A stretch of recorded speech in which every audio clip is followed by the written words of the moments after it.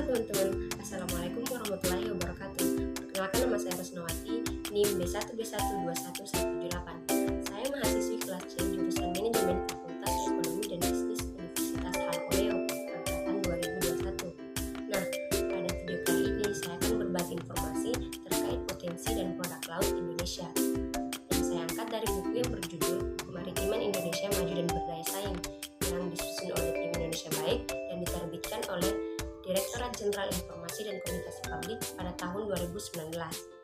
Nah, maksud dan tujuan saya membuat video ini adalah untuk memenuhi tugas mata kuliah wawasan kemaritiman di bawah bimbingan Ibu Dr. Elianti Agus Mokodopit SE MSI. Mau tahu seperti apa? Yuk simak videonya.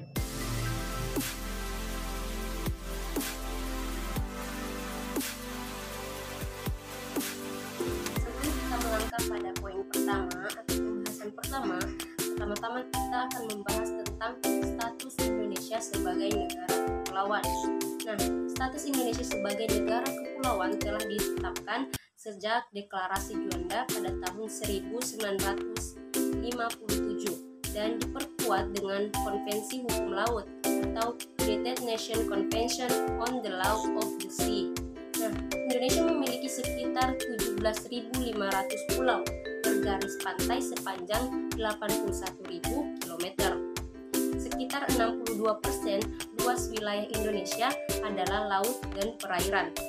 Hal ini dikonfirmasi dari data Kementerian Kelautan dan Perikanan. Baik, langsung saja kita melangkah pada pembahasan poin pertama, yaitu Negara Maritim Republik Indonesia. Sebelum kita melangkah lebih jauh membahas tentang Negara Maritim Republik Indonesia, pertama-tama kita akan membahas terkait apa sih negara maritim itu. Nah, negara maritim adalah sebuah negara yang memiliki wilayah laut lebih luas dibandingkan daratannya dan terdiri dari pulau-pulau. Penduduk yang tinggal di negara maritim ini juga memanfaatkan sumber daya di perairan untuk memenuhi kebutuhan hidup. Jadi itu pengertian dari negara maritim. Nah, baik, langsung saja kita akan membahas mengapa negara Indonesia disebut sebagai negara maritim. Secara historis, Indonesia dan maritim memang tidak dapat dipisahkan satu sama lain. Indonesia merupakan sebuah negara kepulauan dengan 2/3 luas lautan lebih besar daripada daratan. Menurut sejarah, Indonesia disebut sebagai negara maritim karena lokasi kepulauan menjadi jalur lintas laut. Kondisi geografis yang berada di dua samudra, dua benua, dan melewati garis khatulistiwa membuat Indonesia berada di posisi strategis.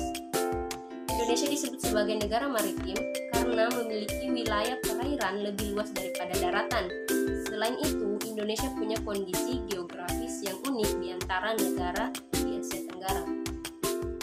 Nah, jadi itu tadi terkait mengapa Indonesia disebut sebagai negara maritim.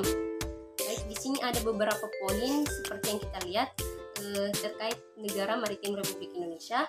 Yang pertama, terletak di antara dua samudra, yaitu Samudra Pasifik dan Samudra Hindia, dan menghubungkan benua Asia dan benua Australia.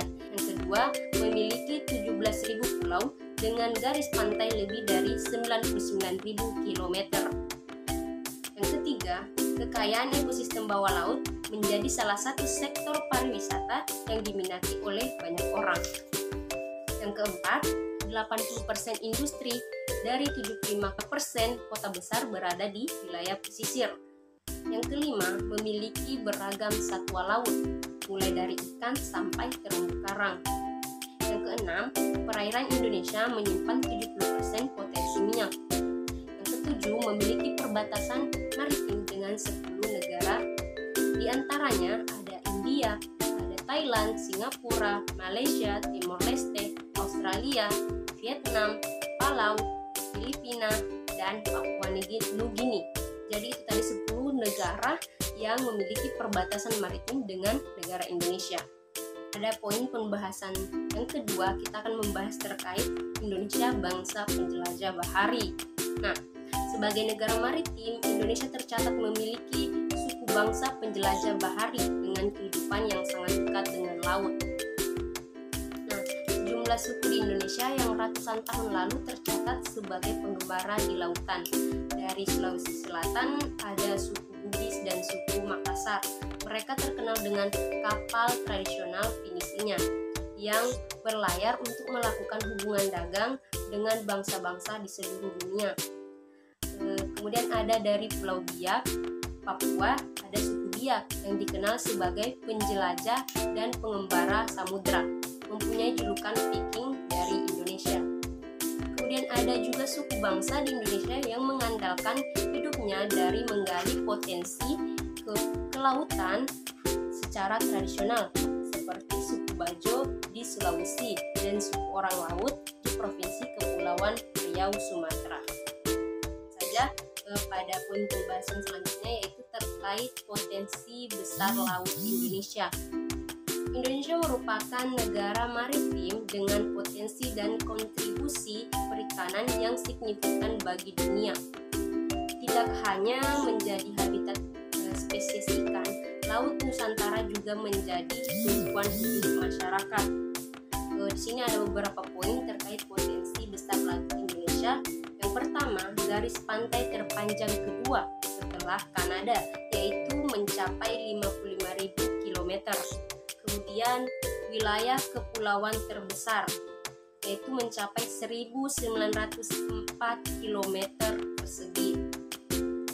Indonesia merupakan negara kepulauan terbesar di dunia yang memiliki potensi strategis. Kemudian Indonesia juga merupakan pemasok 10% komoditas perikanan dunia dan 7,9 juta penduduk miskin bergantung dari laut. Nah, pada pembahasan selanjutnya itu kita akan membahas terkait potensi sumber daya laut. Nah, terkait potensi sumber daya laut Indonesia, yang pertama, Indonesia dikenal sebagai marine mega biodiversity terbesar di dunia karena 8.500 spesies ikan merupakan 37% dari spesies ikan dunia. Kemudian yang kedua, 555 spesies rumput laut. Ketiga, 950 spesies biota terumbu karang. Kemudian yang kedua, potensi sumber daya perikanan tangkap laut Indonesia mencapai sekitar 6,5 juta ton per tahun.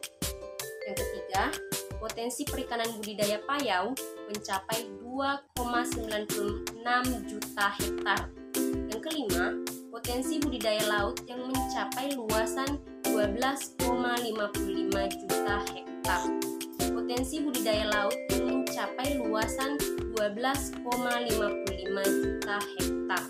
Nah, pada poin terakhir kita akan membahas terkait gali potensi pulau tak berpenghuni. Nah, menurut data Perserikatan Bangsa-Bangsa, Indonesia memiliki 13.466 pulau kecil yang 13.300 diantaranya belum bernama dan tak berpenghuni.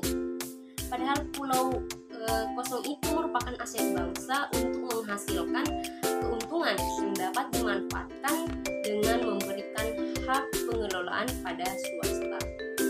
Nah, sehingga negara mendapatkan keuntungan berupa penerimaan negara bukan pajak.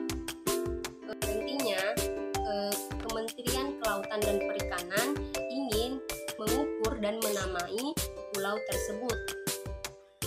Pulau itu nantinya akan dibuatkan sertifikat atas nama negara, tapi pengelolaannya akan ditawarkan kepada swasta yang bisa memanfaatkan potensi pulau secara penuh.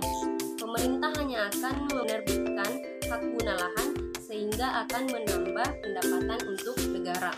Regulasi tentang pulau sudah tertuang dalam Undang-Undang Nomor 27 Tahun 2007, Undang-Undang Nomor 1 Tahun 2014 untuk pengelolaan wilayah pesisir dan pulau-pulau kecil.